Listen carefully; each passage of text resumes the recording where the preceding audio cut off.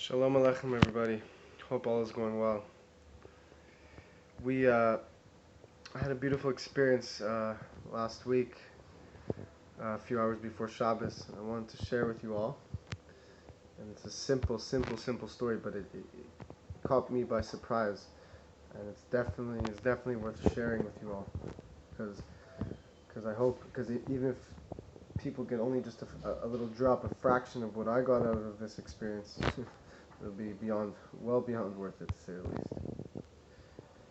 So I was walking through the marketplace in here in the Holy Land, in Jerusalem, and I saw up ahead a poor person. Hashem should bless all of us. We should all be blessed in whatever we need, and even more than what we need, beyond our needs. We should be blessed, overflowing blessings. So I saw a poor person asking for money, and I saw, and this poor person was a very religious man. He was wearing religious garments, and I saw a little observant Jewish boy go up to this man and a very adorable young Jewish boy give charity, give tzedakah to this poor person. And it was a beautiful sight, the way the whole was very graceful, it was cute, and then the poor person, he reacted in a very beautiful way. It was like he found the kid adorable. He was like, "Oh, thank you so much." It was all in Hebrew, like toda rabah, and like it was a very nice bond. And I watched this from a few meters behind. I was approaching the marketplace, and I saw this like for a few meters ahead, a few feet ahead of me. And then the boy said something that caught me by surprise.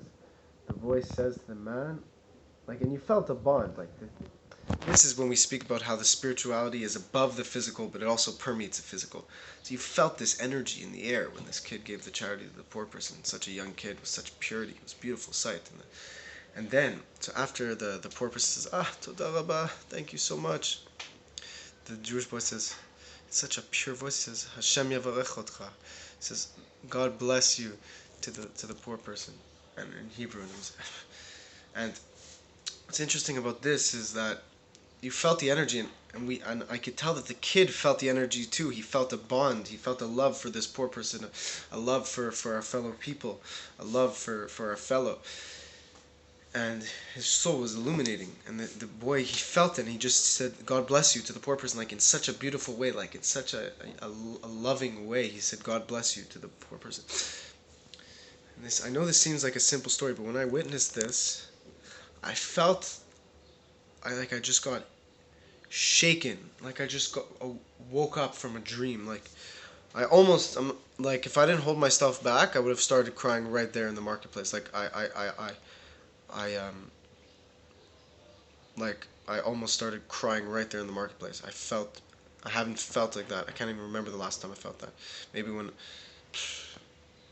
last time I felt that, can't remember. Maybe when I went to the holy sites in Israel, I felt something like that. But when I saw this, I felt ripped, in a good way. I felt ripped out of my current situation. I felt like a complete reality check, and this is because we explained that when you feel like you want to cry out of joy, out of beauty, when some spiritual moment, you experience something, a connection to Hashem, and you want to cry. Why do you want to cry? The Rebbe Rashab explains, because there's so much light being revealed to you in that moment, and you're connecting to that level of revelation, but you can't grasp it. It's beyond you. It's such an overwhelming revelation that you can't grasp it. You can't fully wrap your head around it. So you react by crying, because it's such a beautiful moment. You don't know how to react, so you let out a cry.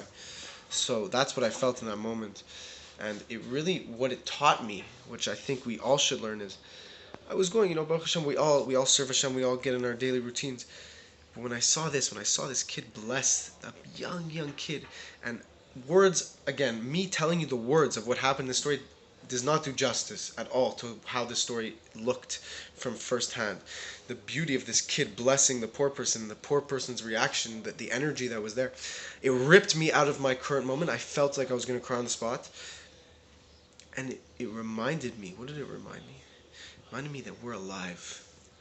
We are alive. Hashem has given us life, and we are here to serve Him, and we have to do it in in an enlivening way, with life, with energy, with passion. We are not robots.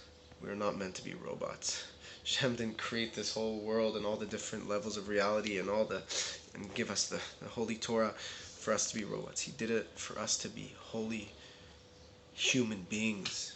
We are human beings where we are alive. We have a soul. And when I saw this kid, it says kids are so holy. This big tzaddik would ask children, their neshamas are so pure that because before we were born, we were in Gan Eden. Our neshama was in paradise with, in the Garden of Eden, experiencing Hashem's revelation. So this tzaddik who lived, I forget which tzaddik it is, but he would always ask children, how's Gan Eden? Do you remember Gan Eden? Because if you ever notice, children are still so holy. They're like angels. They're in a pure state. They're so innocent because they haven't yet been totally drawn into this physical world. They still remain above the physical world even as they're in it. So when I saw this child bless this poor person and give him charity, simple moment, but it ripped me out of my routine, and it reminded me that Hashem, not only is Hashem here and present, which that a person already knows, it reminded me that Hashem wants us to be alive. He wants us to serve Him with life, with energy, like a human being, like a holy human being, B'ezrat Hashem. Not to be robots. We're not a computer program. We're not mathematics. We're not a business. Us serving Hashem is not a business deal. We're serving the King of Kings. We're serving the Creator. That is the most refreshing thing of all. We're not serving Hashem so that we'll get something out of it or because of some ulterior motive. We're serving Hashem because that is who we are, and that is our mission, and that is Hashem's greatest desire. And by us serving Him, that's how we become in touch with who we truly are. When we're serving Hashem, we're being who we truly are supposed to be. We're not changing ourselves we're rather uncovering what's been there all along. That's why it's important that we go out in the world and we help the community, we help the people around us, we help the elderly, we help the young, we help children if they need our help. We involve ourselves with others' needs. And when we do that, when we involve ourselves with the needs of others, then we're able to tap into the inner fabrics, the inner blueprint of reality, the inner godly spark within it all. And it's these moments that we have to take with us and live with these moments. Now that I experienced this tremendous experience, I want to take that energy, take that experience, take that passion, that inspiration, and channel it into something practical, into consistent action. So we can all make our connection to Hashem, take that great energy, that inspiration, that life that we have, that energy that comes to us at certain moments, and channel it into action, into service of Hashem, so that it can become permanent, and Hashem can dwell here in this physical world in a permanent way, and we can experience Hashem's revelation at all times. And that is the way the world is supposed to be.